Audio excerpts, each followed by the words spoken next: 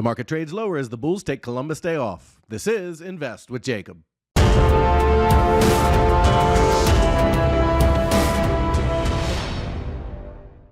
Okay, guys, so a little bit of a slow trading day yesterday as the bond market was closed, but the stock market was open for a pseudo holiday of Columbus Day.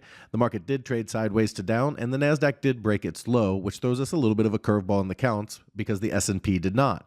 The question is, will the S&P follow suit, or will it be able to hold its low? I'll get into that in just one second, but first, if you're new here, welcome to the show, guys. My name is Jacob Gabbard, and this is Invest with Jacob, where we use Elliott Wave Theory to break down the S&P 500 and the NASDAQ. I highly encourage you to hit that subscribe button down below so that you can get our daily S&P updates, our trade setups, and our buy alerts. All right, guys, with the NASDAQ breaking the low, it does throw a little bit of a loop into things, so let's jump into the chart and take a look. Okay, guys, so here we are on the 1-hour futures chart for the S&P 500, and as you can see, the S&P did hold its low, and we are still tracking all three counts that we talked about yesterday and last week. The difference is with the move through support, okay, we've shifted the priorities of which ones are which.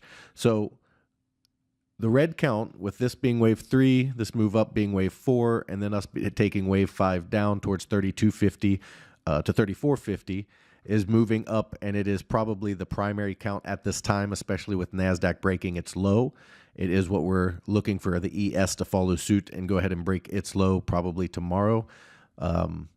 If it does, if we lose this low right here, then we do likely see a sell-off, and we would probably see that 3450 area tested first, and we'll have to see what we get there, but they can go as low as 3250 as well on this move down. So that is the most bearish direct count that we could look at, is a direct move down towards that 3250 to 3450 area. And of course, guys, when I say a direct move, I don't mean this is going to be a straight red line down. As you can see, the market moves up and down in waves, and we track those waves. So when I say a direct move, I mean without any kind of bounce of any significant size in between. So that's our primary count, looking towards that 3250 to 3450, especially if this low breaks. Okay. Our secondary count is a bigger bounce up towards 4200 in a corrective manner and a bear market rally. There are lots of things calling for a rally in this area, but with the NASDAQ breaking its low, they may just push through those indicators and keep going down. And if that's the case, obviously the red count plays out. But if they can hold and get the rally that the indicators are calling for, it would likely be a corrective rally, a bear market rally up towards 4200 plus, and then a nasty C wave down towards the 2500 to 2900 area to complete that ABC down. The final count is the blue count. I do still have it on the screen because we have not taken out this low. However, it is on life support at best. So we need to just kind of be aware of it. They kind of have to make a low that fits exactly between this low and this low. So they have to break this low because this is not an impulsive structure. They have to hold this low, so they have a very small window to get a low and bounce up out of there. Technically, it's possible, but it's not very probable. So we have it on here just in case the bulls pull some miracle out of a hat. But as of right now, the direct path lower towards 3250 to 3450 is the primary count, especially if we break this low. And if they can't break this low, then we would look for that bounce rally up towards about 4200 before we see a really nasty move down after that. Over on the NASDAQ, okay, we have a slightly different count because you can see that the NASDAQ did poke below the low over here, which invalidated the blue count and took that off the screen here. So we no longer have that count on. The primary is that this wave 4 is here, and we're going down in wave 5 towards the 9500 to 10,400 range on the NASDAQ. And the alternate count is if they can hold here and start to get a rally, okay, this could be an A, B that's expanded B wave. Okay, so it goes a little bit lower than this wave here. You get an expanded B wave and then a C wave higher. And to confirm that, we would want to see a move over 11,306.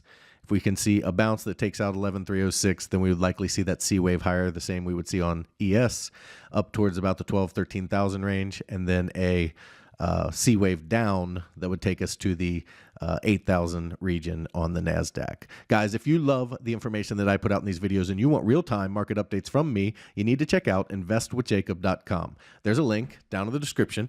Go ahead and click that link, and it will take you right over to the website. Once you're there, check out our membership plans area. We have 2 incredible plans, and they both come with a 7-day free trial because I want you to get in there. I want you to make sure you love it. Make sure it's for you before you ever spend a penny. You can cancel at any time. In our first room, the Invest with Jacob room, you get all of my real-time market updates, all of my buy and sell alerts, as well as all of your Elliott Wave questions answered. We trade the SPY and the QQQ, and we swing trade, which means our trades can last anywhere from a few days to a few months, so we don't trade quite as often as a day trading room does. However, if you are looking for day trades, as well as individual stocks, you need to check out PT's Throne Room. In there, you get everything you get in the Invest with Jacob room, as well as individual stocks, day trading, and PT's reduced risk binary method that just crushes the market. He gets you in at a very cheap price and gets you big multiples on your money, and it's how he structures the trade that's so unique. It's something you kind of have to see to understand, and that's another reason we give you that 7-day free trial so that you can make sure you are happy with what you see before you ever spend your money. He also started a challenge account where he put $4,000 into a small account and trades it using mini ES futures and disciplined trading methods, averaging 3 to 4% gains per week, showing you how to build a small account into a large retirement or savings account. Guys, we'd love to have you in these rooms so we can make some money together. All right, key takeaways for today. We're looking for the bottom here. If they can hold the bottom, then we would look for a rally up into the 4,000 region. If they cannot hold this bottom, we are looking at the 3250 to 3450 region. And then the bulls have a little bit of life support on the screen as well. If they can fit the exact bottom in right here and then get another bullish structure up, then they could come back to life. But otherwise, they are kind of left for dead right now. Over on the NASDAQ, the direct move down takes us to the 9,500 to 10,500 region. Otherwise, we are looking at an expanded B wave where we would see a rally up, okay, up over 11,306 to confirm we have a B wave bottom here, and then we would see a nasty C wave down after that. Guys, that is the market update for today. I will talk to you tomorrow.